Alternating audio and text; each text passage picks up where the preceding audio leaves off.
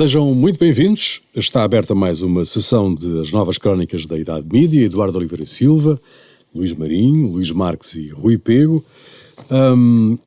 Começamos exatamente por aquilo que nos traz aqui, os mídia. Digamos que o que se passa neste momento é uma crise, que temos vindo a falar dela, que está espelhada nas contas, de acordo com mais marcas do ECO, que cita o portal da transparência da ERC, apenas 3 das 13 empresas de média não cotadas em bolsa têm resultados positivos, mas nós já lá iremos ao longo desta emissão. Para já há uma notícia, Eduardo Oliveira Silva, tu que estás mais à distância, começo por ti. Há uma notícia de uma contratação de peso para a TVI.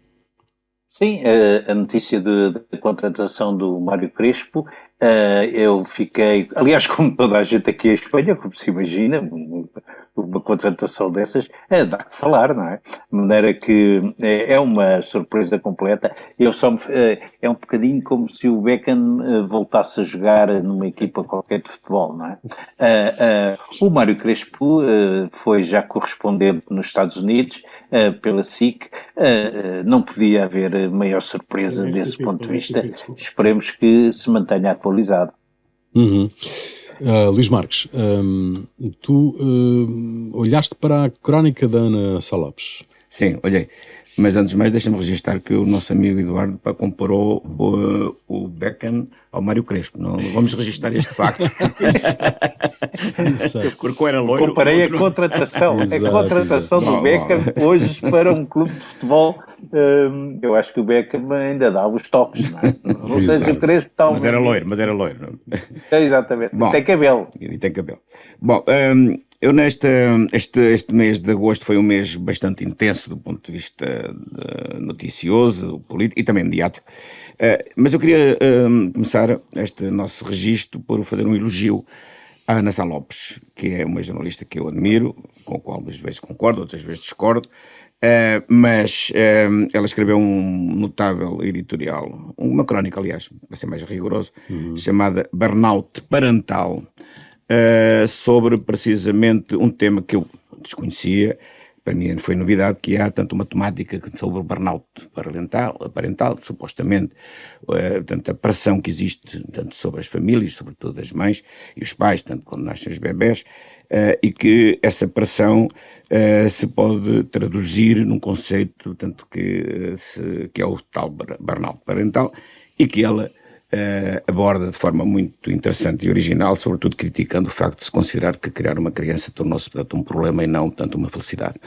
E isso, esse texto é um texto corajoso, de uma pessoa que é manifestamente, enfim, de esquerda, vamos dizê-lo, e o facto de ela ter escrito o que escreveu contra um bocadinho a corrente woke que existe relativamente a estas temáticas é algo que merece tanto um elogio e um registro, e é isso que eu faço. Excelentíssimo Posso? Sim, rápido, sim. Só porque eu trabalhei com a Ana Sá Lopes durante 4 anos na direção de um jornal diário, no caso e realmente ela é insuperável em muitas abordagens que faz e de uma coragem absolutamente fulminante. Luís Marinho. Bem, eu registro, já tinham sido anunciadas já há bastante tempo, mas eu registro agora a moda, talvez lançada pelo António Costa, de ele próprio de entrevistar outros políticos, mas parece que se está a espalhar por outras áreas e também por outros ex-políticos que agora falam todos entre si. E o que eu registro aqui é cada vez menos o papel do jornalista, cada vez menos, o papel do jornalista está cada vez menos ativo. Porque o que nós agora temos nas televisões é comentadores atrás de comentadores, portanto, uma notícia, algumas até sem muita, com pouca importância, pode ser comentada durante 1 hora ou 2 por não sei quantos comentadores, e agora são os políticos que se entrevistam uns aos outros. Portanto, eu registro esta novidade que eu lamento dizer, mas tenho mesmo medo que vá crescer. Muito bem, nós já voltaremos à questão da crise dos média, da crise da comunicação social, mas apesar dessa crise, a verdade é que o público, o Jornal Público, que tem as contas no vermelho, como toda a gente sabe, o Público lançou uma edição digital do Público Brasil, produzido por jornalistas brasileiros que vivem em Portugal, e escrito com o português do Brasil, o que é verdadeiramente extraordinário, porque a língua tem essa grande riqueza de poder ser falada e escrita de diferentes maneiras. E o Expresso apresentou uma alteração também na sua organização, na sua estrutura como jornal, e também tem um novo caderno que se chama Ideias, Liberdade para Pensar, e portanto isso também é de assinalar. Muito bem. PGR no Parlamento, Procuradora-Geral da República no Parlamento, foi uma expectativa tremenda. A comunicação social, os mídias todos, rádios, televisões, jornais, andaram meses e meses a falar da Procuradora. Ela depois quebrou o silêncio, deu uma entrevista à RTP e agora finalmente foi ao Parlamento. Foi igual a si própria ou esperou as expectativas? Isto é, pode alguém considerar normal um cidadão ser escutado durante 4 anos? Ou melhor, ela não disse que era normal, disse que era excepcional. Mas uma exceção de 4 anos, não é? Sim. O que é certo é que são, neste momento, 10.000 pessoas. 10.533. 10.500 e tal escutas, e parece que até diminuiu um bocadinho em relação. 5.000. Luís Marques, mas tu és especialista da área. Não, sou provavelmente especialista, mas enfim, tenho acompanhado esta temática. O que é interessante é comparar toda a polémica e a pressão mediática que ocorreu quando o tema da Operação Influência, portanto, esteve em cima da mesa, e a senhora Lucília Gago foi a vítima de todos os ataques à esquerda, à direita, do centro, de todo lado, para que o momento tão esperado que era a audição parlamentar da senhora Procuradora-Geral da República, depois vê-se para tanto que o balão esvaziou e foi um não acontecimento. Basta dizer o seguinte: do lado dos partidos que estiveram na audição parlamentar, não teve nenhum líder parlamentar. Foram todos segundas linhas. Vou dizer os nomes. Da parte do PCP, o António Filipe, que não é propriamente uma segunda linha, mas não é o líder parlamentar. Da Iniciativa Liberal teve a senhora Mariana Leitão, que não é líder parlamentar. Do Chega teve a Cristina Rodrigues, que nem sei quem é. A Andréa Neto, do PST, também não sei quem é, não sei se vocês sabem. Cláudia Santos, do PS, também não. E do PCDS sei quem é, com João Almeida. Ou seja, os partidos não enviaram para a audição parlamentar, para a mais importante audição parlamentar, anunciada nos últimos tempos, claramente, segundo as linhas, portanto, da sua bancada parlamentar. Mas vá lá, Luís, que o Presidente está a saber. É isso que eu ia dizer.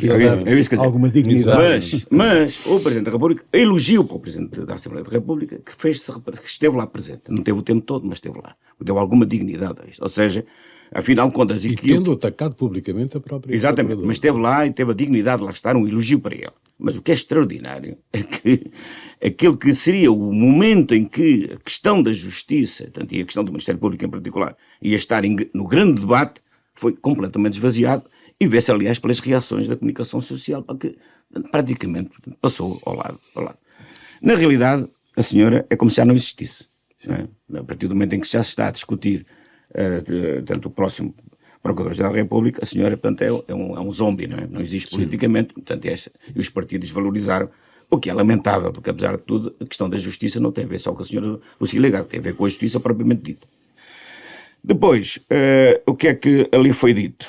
Foi dito, enfim, a senhora fez as queixas habituais, não houve grande novidade em relação a essa matéria. Há uma coisa que, e, portanto, acho que não vale a pena estarmos a alongar muito em relação a este tema. Há um que eu voltarei um bocadinho mais à frente, mas há um tema que é um bocadinho preocupante, que é o seguinte: é a senhora considerar quase normal que haja, como Luís disse, 10.553 interseções, tanto telefónicas.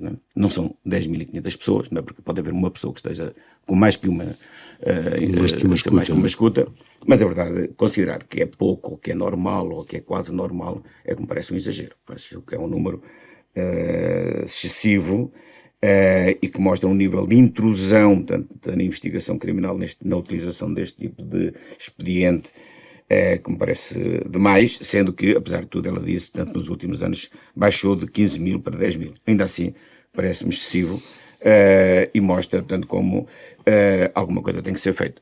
Luís, mas ela lança depois por causa da história das escutas, ela diz que se alterar a lei em relação às escutas, que o perigo é as investigações se assegurarem. Portanto, basicamente as investigações estão baseadas em escutas. Não, o problema é esse. Construídas em cima esse é um das dos escutas, problemas sim. que já falámos aqui, tanto mais que uma vez, é que grande parte da investigação criminal hoje é feita a partir de escutas. Não é? E isso escuta-se e depois investiga-se. Não é? Não sei, primeiro devia-se investigar e depois escutar-se. Penso que é ao contrário. O problema aqui é exatamente Eduardo Oliveira Silva. O problema é exatamente esse, escuta-se para depois ir à procura da prova. O que eu ouvi, enfim, boa parte das declarações da Procuradora-Geral da República, a ideia com que eu fiquei é que ela é uma procuradora que, digamos, nunca se quis imiscuir muito e deu muita liberalidade, digamos, aos delegados do Ministério Público, Estamos a ter dificuldades contigo, Eduardo. Já aí voltaremos. Sim. Já aí voltaremos para concluir, mas vamos avançando. Entretanto, há aqui uma questão que nós não podemos fugir, que aconteceu esta semana e que as televisões portuguesas transmitiram, presumo que as rádios também, que foi o frente a frente entre Kamala Harris e Donald Trump. Isto era uma prova de fogo tremenda para a vice-presidente, para a atual vice-presidente dos Estados Unidos e, ao que parece, tratou-se de uma vitória clara da vice-presidente nesta madrugada de quarta-feira. Como é que vocês avaliam a decisão de cortar os microfones sempre que o adversário estava a falar? Eu acho bem, acho que dá... Isto é, não permitir interrupções, não é? Sim, dá uma possibilidade de haver mais clareza em quem está a falar e dar tempo, obviamente, dá-se tempo depois a quem quer responder e retorquir, portanto, evita de facto a confusão na comunicação. Eu concordo com essa decisão. Aliás, na Assembleia da República também, quando termina o tempo, também já cortam os microfones, portanto, digamos que começou a haver aí uma imposição, uma certa disciplina. Mas eu gostava de realçar um bocadinho o ponto de vista da comunicação de um e do outro. Se, por um lado, Trump não apresentou nenhuma novidade do ponto de vista da comunicação, portanto, era aquilo que já se esperava, aquele género de comunicação, que até nem foi tão excessivo, eventualmente, como se poderia estar à espera. Agora, da parte de Kamala Harris, que era, portanto, digamos, a novidade, eu acho que ela teve muito bem do ponto de vista de comunicação. Quer naquilo que disse, portanto, quer logo no arranque, portanto, o ataque que ela lançou contra Trump, que o deixou, de certa forma, um bocadinho aturdido, e a questão facial, não é? Já ouvi algumas críticas a essas, portanto, a forma como ela se sorria, como ela, portanto, interpretava... Reagia às declarações do Trump. As declarações de Trump, portanto, sem falar, porque não podia, toda aquela expressão dava aquilo que ela realmente estava a pensar, não é? E eu penso que ela foi muito inteligente em relação a isso. Circula por aí, nos mentideiros, e não sei se isto é verdade ou se é mentira, que ela teria um brinco, que é um brinco, que é como é que se chama? Um auricular. Que é é um in-ear, no fundo. O que, teoricamente, não seria permitido, não é? Mas não sabemos se isso são fake news, se não são. De qualquer das formas, lá apareceu as fotografias do brinco, dizendo que aquilo é um novo auricular super moderno e tal, e portanto que ela estaria a receber instruções. É isto. Então, da próxima vez não pode ter brinco. Ninguém pode aparecer Ninguém com brinco. pode ter brincos. Ninguém, não é? Também só faltava agora o Trump vir com um brinco. Sabe-se lá, não, já levou uma almofada na orelha. Eduardo Oliveira e Silva, tu subscreves a ideia de que a Câmara perdeu alguma coisa com o facto dos microfones estarem fechados. Isto é, porque isso impediu que o Trump fosse o Trump, não é? Fosse agressivo, truculento, que estivesse sempre a interromper, e isso provavelmente podia ir a crédito da senhora Harris. Eu admito que sim, no sentido em que ela é boa na réplica, não é? E, portanto, o trabalho de procuradora que ela teve durante anos podia ser facilitado nessa altura.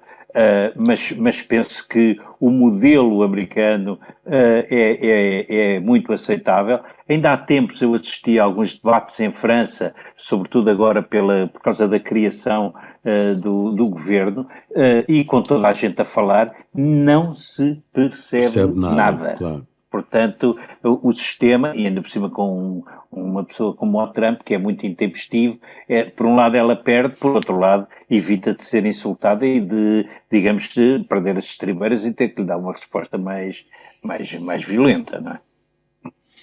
Luís Marques. A Kamala claramente ganhou o debate porque esteve acima das expectativas que existiam. Não foi-se criando uma expectativa de que a Kamala não estaria preparada para o lugar, que teria um déficit de capacidade face a um homem muito mais, não funciona. um indivíduo muito mais experiente, tanto em termos televisivos que ela, que é o Trump, mas ela superou isso tudo e esteve claramente à altura do desafio que tinha e saiu dali. Portanto, o risco era ela sair deste debate morta politicamente. Isso era um risco grande porque as sondagens, é preciso recordar, um dia antes do debate, o New York Times, que é um jornal que apoia formalmente a Kamala e ataca o Trump sempre que pode, e pode sempre, praticamente todos os dias o ataca, dava uma sondagem, divulgou uma sondagem feita pelo próprio New York Times e por uma outra agência, que dava o Trump 3 pontos à frente da Kamala. Aliás, o título era mesmo alerta nas hostes democratas, porque o Trump ultrapassou, o que significa que o Kamala perdeu todo o ganho que teve na convenção ocorrida em agosto, e estava em clara derrapagem. O risco era, o debate corre-lhe mal e ela vai ter aqui, portanto, um calvário até às eleições. Mas isso não aconteceu, felizmente para ela e felizmente para todos, diga-se de passagem, e ela sai deste debate rejuvenescida do ponto de vista político. Agora, é preciso reconhecer que os debates não são decisivos, dos únicos 2 debates decisivos, tanto quanto se pode apurar até hoje, foi o do Kennedy com o Nixon e do Reagan contra o Carter. O Trump perdeu todos os debates até hoje, tirando o último com o Biden. Sim. Mas isso não foi ele que ganhou, foi o Biden que perdeu. Sim. Ele perdeu os 3 debates com a Clinton e perdeu os 2 debates, penso que foram 2, com o Biden nas eleições de 2020 e, no entanto, teve bons resultados. Em 2016 ganhou e em 2020 perdeu relativamente pouco. Portanto, ou seja, a história mostra que os debates não são decisivos, mas tem alguma importância. Destaques. Por um lado, o comportamento, o grande espetáculo que foi um espetáculo, tanto mediático, excepcional. Os 2 pivôs da ABC tiveram muito bem, nomeadamente fazendo o cheque a algumas mentiras do Trump, coisa que o irritou em particular, foi uma coisa muito inteligente. Mas a verdade é que quando o Trump disse 2 ou 3 mentiras descaradas, eles contradisseram. Aquela descansa dos gatos. Dos gatos, portanto, enfim, eles disseram isso. E isso foi, do ponto de vista jornalístico, claro que é incómodo para quem está a ser entrevistado ou quem está no debate, mas eles fizeram o seu trabalho e fizeram o trabalho muito bem. Depois, a cobertura que fizemos, que houve cá, as coberturas em geral foram bem. Houve aqui uma opção que foi a opção da SIC Notícias, que foi de não traduzir, enquanto que a RTP3 e a CNN traduziram. A RTP teve um tradutor profissional, traduzia simultaneamente, traduzia os 2, e a CNN tinha tanto os 2 pivôs, um deles, que era uma senhora, mas eu não lembro o nome dela, traduzia, claro, a Kamala, e depois havia um que traduzia o Trump. Há quem defenda que não traduzir é melhor, porque percebe-se melhor o que eles dizem, Está mas é sabido, preciso ver não. que nem toda a gente é fluente em inglês para perceber. Portanto, ou seja, aceito perfeitamente que a opção de traduzir possa ser mais eficaz para uma parte portanto, quem está a ver, embora quem estivesse a ver às 2 da manhã, portanto, também não é toda a gente que está a ver, portanto, é preciso ter muito interesse pelo debate. De qualquer forma, em geral, depois dos comentários, tanto foram bem, enfim, não há nada a dizer. Foi um grande espetáculo que vai provavelmente condicionar e marcar o que vai ser o resto da campanha, mas a verdade é que nada está decidido mesmo para o lado democrata. Esse é que é a grande problema. Isso é um elemento preocupante, porque o que é mais estranho no meio disto tudo e o que é mais impressionante é como é que uma figura como o Donald Trump, tanto como quer dizer, um indivíduo tanto desqualificado de todos os pontos de vista, consegue nesta altura destas eleições estar praticamente empatado com a Kamala Harris. Isso é que é extraordinário. E a audiência foi de 80 milhões. 80 milhões, É brutal, 80 milhões de pessoas. Há aqui uma fratura na sociedade americana que não tem a ver só com o Trump, é muito mais do que o Trump. É muito mais É muito mais do que isso. profunda, como é evidente. Bom, deixem-me pegar outra vez nos média e recuperar Valdes Judeus para assinalar um caso de excelente trabalho, do meu ponto de vista, daquilo que fizeram as rádios, as televisões, os jornais, o digital, porque em cada nova edição havia sempre novos pormenores do que se tinha passado. O que não é normal. Habitualmente é o repórter à frente do edifício onde terá acontecido. Também ouvi isso. Também ouvi isso. Sim, também ouvi isso, mas também. Então o que é que se passa aí? Não, Exatamente. Não se passa nada. Exato, mas a verdade é que em cada nova edição, designadamente nos telejornais, É verdade. havia sempre nova informação do que se tinha passado. Que expectativa? O Sérgio Sousa Pinto disse uma coisa que eu tenho tendência a subscrever, que este caso é um sinal claro da decomposição do Estado. Que eu subscrevo completamente. E, portanto, a expectativa em relação ao desempenho da Ministra e à Conferência da Ministra era muito grande, não é? Como é que vocês olharam para... A Ministra veio dizer o que devia ser dito? Quer dizer, eu acho que a Ministra falou quando devia falar. Toda a gente não, mas quer dizer, houve uma grande pressão para ela falar, tinha que falar, e acho que ela falou quando achou que tinha os elementos necessários para dar alguma coisa de novo, quer dizer, para dizer às pessoas rigorosamente o que se tinha passado. E, portanto, acho que aí ela e o governo e ela estiveram bem. Aliás, gostava de dizer que o governo, do ponto de vista de comunicação, não tem estado mal. Claro que tem acontecido uma outra... Sim, teve aquele arranque complicado. Sim, o arranque não foi brilhante, mas o que é certo é que os ministros têm tido muita contenção, falam quando devem falar, e acho que isso é bom. É bom para todos, é bom para a sociedade, é bom para o governo, enfim. Não sei se é muito bom para a oposição, mas isso é outra questão. Agora, isto é muito mais... É interessante ouvir o que é que a Ministra tem para dizer, com certeza que sim, mas será muito mais interessante perceber quando se fizer à séria, que é uma coisa que infelizmente em Portugal depois não acontece muito, quando se fizer um inquérito sério e que tenha consequências, não só consequências com demissões. Eu acho que é muito mais importante ter consequências no sentido de, a partir de agora e com estes prazos, vamos fazer assim. Eu acho que os inquéritos servem muito mais para isso do que para encher a boca com as pessoas, dizer foi demitido o diretor-geral, mais não sei quantos guardas, mais não sei quantos diretores prisionais, etc. Ok, mas isso depois, o que é que resolve? Não é? O que é que resolve na prática? Ok, foram demitidos e depois? Não é? E nós temos tido isto, quer dizer, em N casos... Mas é uma iniciativa política relevante, não é? É a iniciativa política relevante, mas depois não resolve nada. O que eu acho é que depois tem que haver o que tem que haver é um compromisso sério, calendarizado, dizer nós temos em X meses... isto tem que acontecer desta forma, tem que ser revisto os sistemas de segurança até no prazo X, etc. Isso é que para mim são conclusões sérias do inquérito.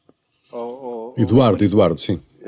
Não, o Luís está a dizer isso tudo muito bem e foi isso que fez a Ministra Van Dunen há 7 anos atrás e depois não fizeram rigorosamente nada. Foi apresentado um plano calendarizado com uma série de coisas ia acontecer tudo, ia se reformular e não passa nada, como se diz aqui em Espanha. Portanto, isso já aconteceu. Aquilo que eu ouvi a ministra Júdice e acho que ela falou no tempo oportuno, mas há uma observação há uma coisa que eu não percebo. É que há uns anos nós montámos, e foi muito controverso naquela altura, um sistema chamado Ciresp. Não sei se lembram. Esse sistema é um sistema que deveria funcionar para incêndios, para catástrofes, mas também por estas situações. Porque não é, as pessoas de Val dos Judeus não têm que ligar para o 112, não é? E, portanto, quer dizer, esse sistema Ciresp, que é feito dele, como é que funcionou, não funciona, funciona para quê, afinal Eduardo, para que é que serve? Eduardo, Deixa-me só dizer uma coisa. Esse sistema foi contratado inicialmente no tempo do Durão Barroso e do tempo do Guterres. E, portanto, essa coisa ainda se está para descobrir o que é que aconteceu, o que é que não aconteceu. Eduardo, Mais uma vez falhou. Li hoje que os guardas, portanto os funcionários da prisão, não tinham formação para saber acionar o Ciresp.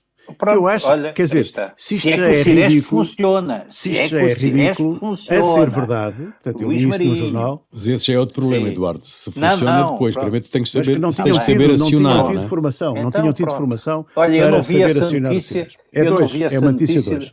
Do Correio da Manhã, sim, estás a dizer que é do Correio da Manhã. Sim, eu não vi, mas olha, parabéns a alguém. Eu lembrei-me do Ciresp, lembrei-me do Ciresp e olha, pronto, e afinal não foi o Os Marques. Bom, quer dizer, quando uma prisão de alta segurança não tem a rede eletrificada a funcionar, porque não tem energia suficiente para alimentar, está tudo dito, o que é que uma pessoa pode dizer? Não é? Claro. Diz-te o quê? Claro. Porque nada funciona. É que não mudas o quadro, não mandas mudar o quadro, não mandas... É difícil qualificar uma situação destas. Há aqui uma degradação das funções, e estou de acordo com o César de Sousa Pinto, claro, portanto, que há aqui uma erosão da capacidade do Estado de cumprir as suas funções em todas as áreas, nomeadamente nesta, uma degradação, portanto, do sistema prisional todo. Não é? A prisão de Lisboa, por exemplo, Lisboa tem uma prisão no centro da cidade. Sim, não é? Tem. É uma cidade. Sim, há quantos anos? Parque Eduardo VII, sim. Onde eu moro, não é? Sim. Todos os dias vejo lá as pessoas entrar para a prisão. E há quanto tempo é que se fala que essa prisão vai ser desativada? Mas faz algum sentido ter uma prisão no centro da cidade de Lisboa? Há quanto tempo é que se fala, portanto, em sair dali? Há anos e anos que se anda a falar nisso. E, no entanto, isso nunca aconteceu. E provavelmente não irá acontecer. Que há uns tempos, não sei se você se lembra, depois há uma série de teorias, não é? Que é as teorias da humanização da vida nas prisões. Lembram-se que há uns tempos havia, portanto, há uns anos, houve um grande escândalo porque em Custóias havia festas com os presos, não é? Faziam festas. Haviam festas, onde, portanto, enfim, que se comia até alguns excessos, esses excessos, portanto, deram notícia. Este setor parece um setor, portanto, que ninguém liga muito, não é? Portanto, ninguém sabe muito bem o que é que há de fazer dele. Esperemos que desta vez alguma coisa se faça. A única coisa que eu posso registar do ponto de vista, portanto, aquilo que, portanto, é a nossa abordagem aqui, é dizer que tens razão, Rui, o tratamento dos jornais e da comunicação e das televisões em geral foi bastante bom. Portanto, foram feitas algumas reportagens muito boas sobre a situação das prisões. Também foram feitos alguns diretos patetas, não é? Sim. Aqueles patetas habituais do repórter à frente. Então, e o que é que está aí a passar e tal? Nada. Eu não sei muito bem, mas falei há pouco. Entrou agora, derongaram, falando e tal, não sei quanto, para aquela coisa que tem que se fazer. Olha, vamos fazer um direto. Então, mandam um repórter para a frente da prisão, fazem um direto. E o direto ele diz o que no direto? Não diz nada. Diz o que acabou de ler no telemóvel. Enfim, devia-se acabar um bocado com isso, mas enfim, a pressão que existe é essa. Mas houve uma boa cobertura em geral.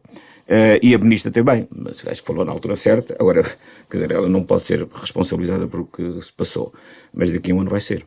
Portanto, eu espero que daqui a um ano a senhora, portanto, ministra, faça alguma coisa para que isto se altere. Como é que se chama? O plano, o calendário tem que estar pronto até o final do ano, né? Até 31 de dezembro. Daqui a um ano temos que voltar a falar sobre isto. Exatamente. Bom, orçamento, esta também é uma conversa que cansa. de alguma maneira. Já ninguém aguenta esta novela interminável sobre o Orçamento de Estado. Os sucessivos episódios, do meu ponto de vista, descredibilizam a política e os partidos políticos. Esta permanente ameaça na praça pública que é agarra-me senão eu vou-me a ele, não é? Que é perfeitamente absurda e que parece não ter fim. E estamos ainda a um mês para o início da discussão, não é? Sensivelmente. Eu acho que nesta situação há um partido, mais uma vez, que caiu basicamente no ridículo, que é o Chega, não é? E já ameaçou tudo e mais uma coisa, já disse uma coisa e o seu contrário, e depois faz esta última decisão irrevogável, como eles de uma forma interessante disseram, que é, se eles negociam com o PS, nós votamos contra, mas se eles não negociarem com o PS, votam o quê? Votam a favor, não é? Quer dizer, isto é absolutamente ridículo. Parece um jogo de crianças, não é? Isto parece uma disputa entre, e desculpem-me os estudantes, entre listas para uma associação de estudantes. Quer dizer, é uma patetice que descredibiliza completamente a política, ainda mais, não é? Quer dizer, já está nas ruas da amargura, como nós sabemos, e que nada disto ajuda a que os cidadãos acreditem minimamente nestes políticos. Mas os média têm alimentado muito isso, não é? Claro, isto para os média, infelizmente, é ótimo, não é? Dá para vender mais meia dúzia de jornais e para se acrescentar mais umas... Não vender jornais, não vendem, como veremos mais à frente. Eu falei de meia dúzia, não é? Centralmente não é isso. Mas enfim, é isto.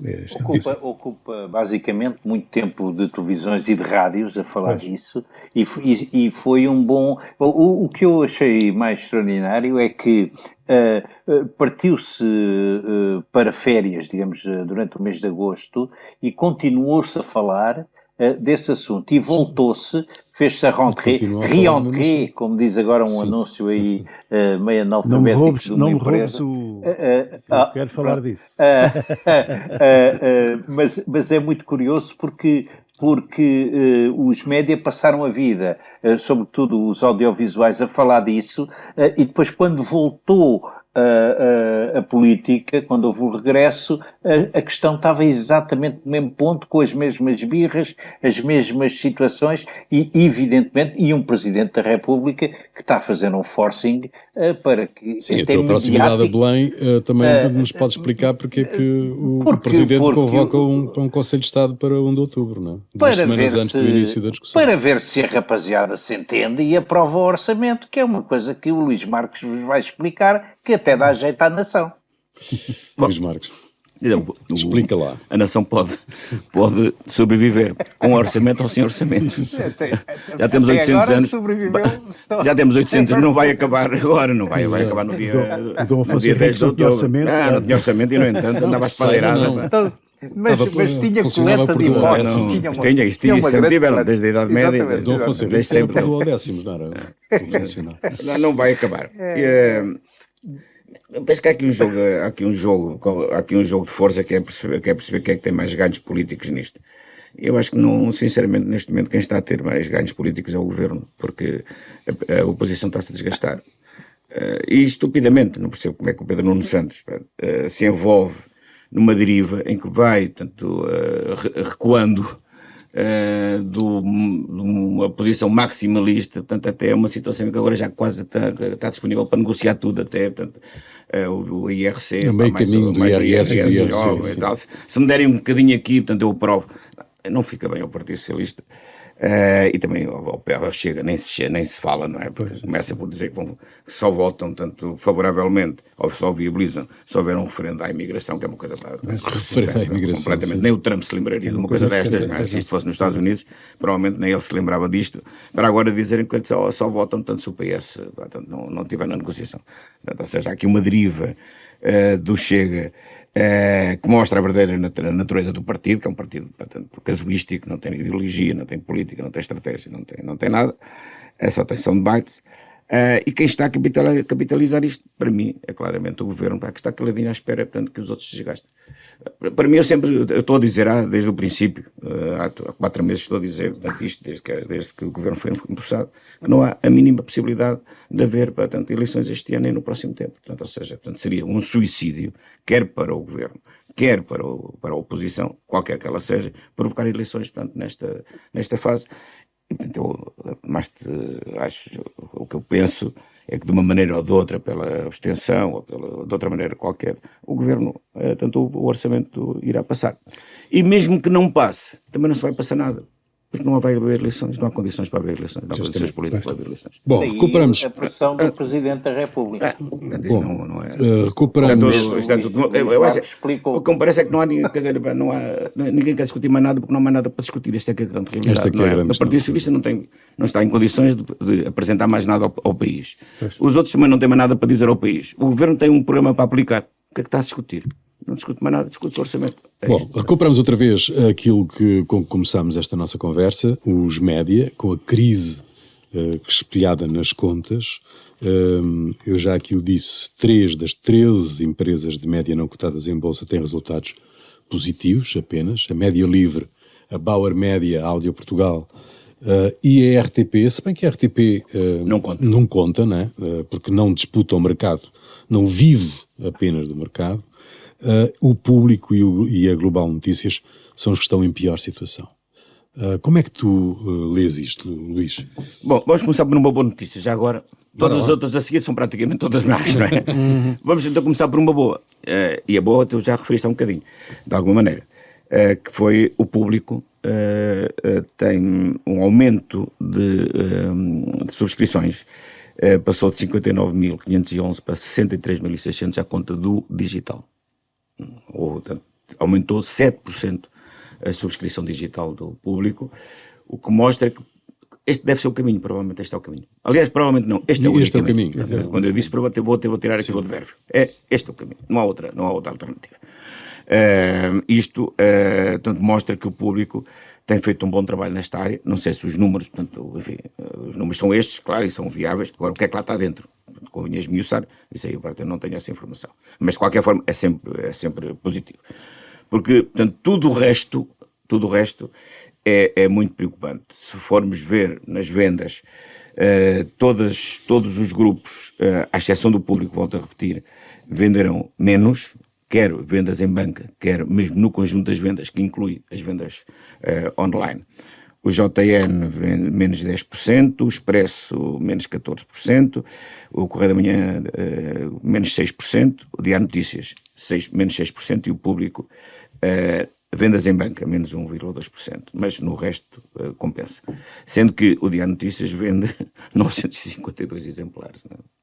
O Expresso está a vender 33.900, já vendeu 120 mil. O Correio da Manhã está a vender 37 mil, já vendeu 140 mil. Claro que há aqui uma erosão muito grande das vendas em banca. O que nós estamos aqui a referir são vendas em banca, vendas em papel.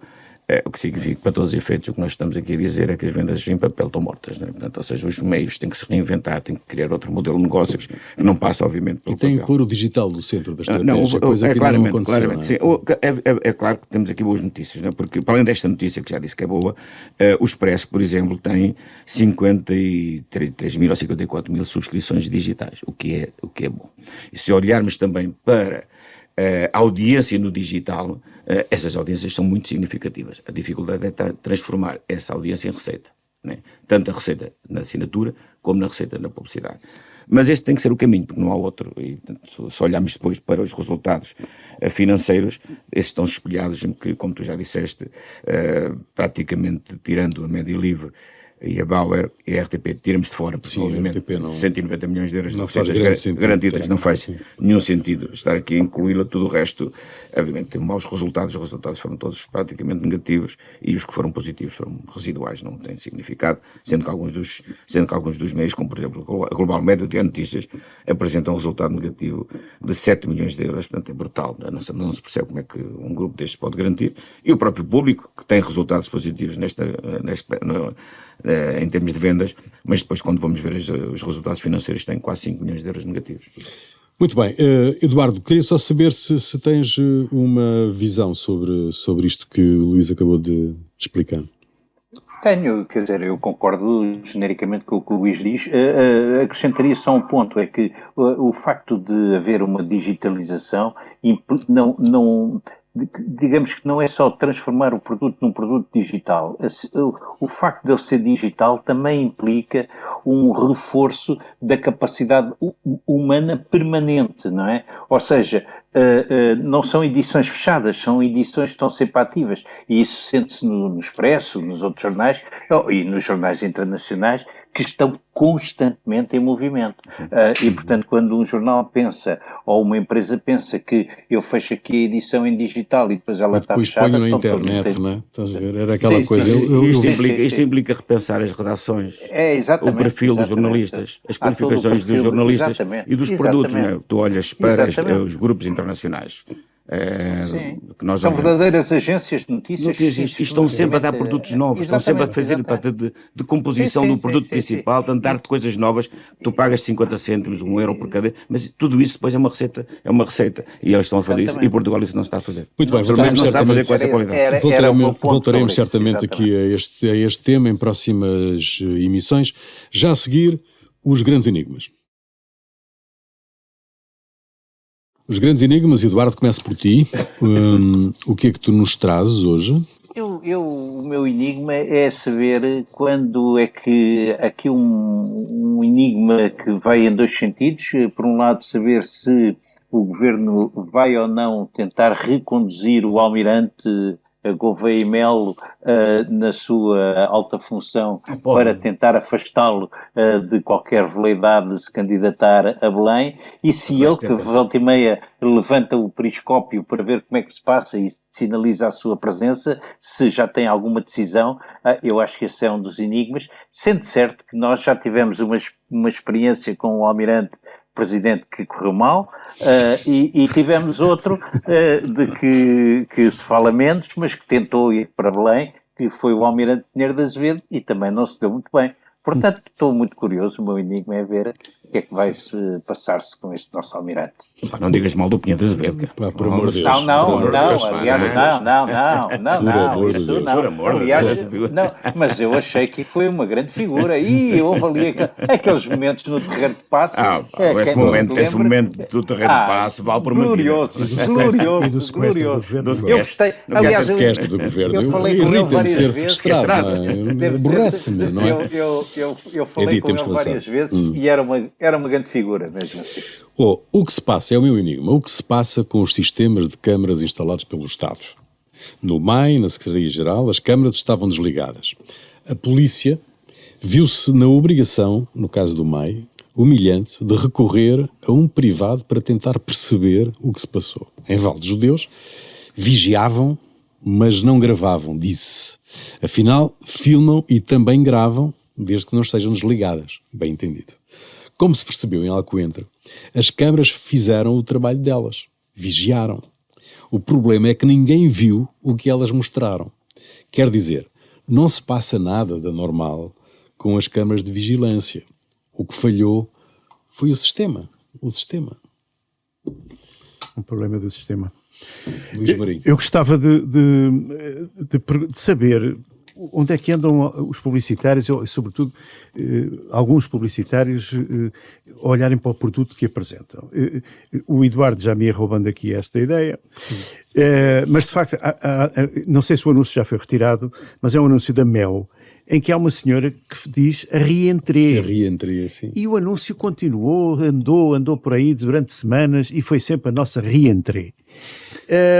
Outro anúncio de uma empresa que eu penso que é de produtos escolares ou coisa do género, não tomei nota do nome da empresa, nem interessa, que falam de uma coisa que é a entrada na escola e dizem uma entrada a pé juntos. Ora, uma entrada a pé juntos, que eu saiba, é uma entrada faltosa. No futebol dá vermelho. No futebol dá expulsão.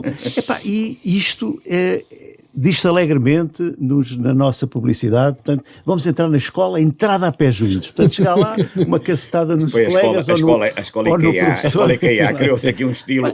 Isto é o estado em que estamos. É evidente que também temos excelentes anúncios e excelentes empresas de publicidade. E já agora, só para terminar, muitos exemplos da forma como o português é escrito, que aparecem muitas vezes nos nossos rodapés da televisão. E ontem lá estava numa televisão um rodapé que dizia 5 carros arderam em fogo. Portanto, cá está. Podem ter ardido com chuva, sabe? Luís Marques. Bom, eu volto aqui um bocadinho à Ana Sá Lopes e à questão do burnout parental, apenas para dar uma nota relativamente ao fundamentalismo e ao excesso com que hoje em dia todas as questões da linguagem são tratadas. Né? Porque relativamente àquilo que disse a doutora Lucília no Parlamento, ela disse uma coisa extraordinária.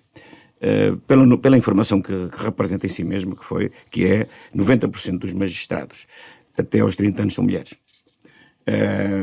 O que é surpreendente, para mim foi surpreendente. Depois tirou daí uma conclusão que me parece também acertada, lógica, não é? Que o facto de serem mulheres, isso tem algumas implicações. As mulheres engravidam, têm os seus filhos, têm as suas licenças parentais, o que cria dificuldades no funcionamento do sistema, que há mais pessoas fora, há mais profissionais fora. Tudo isto parecia normal, não me parece que haja aqui nenhum tipo de algo que possa ser criticável. É até uma constatação de facto, não é? Que cria mais problemas ao sistema. Este não quando o movimento democrático das mulheres, e penso que depois disso mais alguns comentadores vêm criticar a senhora de duas coisas, de sexismo e idadismo.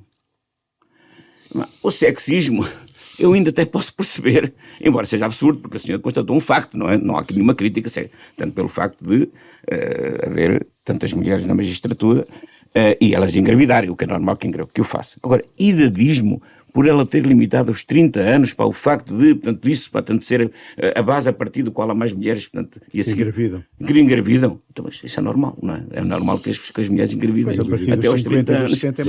É mais difícil, é normal. É capaz de ser. Constatar que isto, enfim, é algo incompreensível. Muito bem. E é um mistério porque é que estas polémicas existem.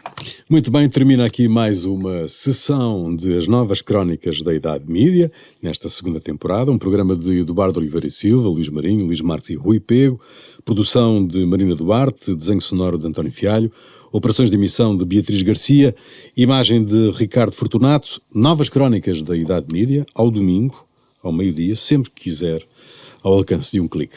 Até para a semana.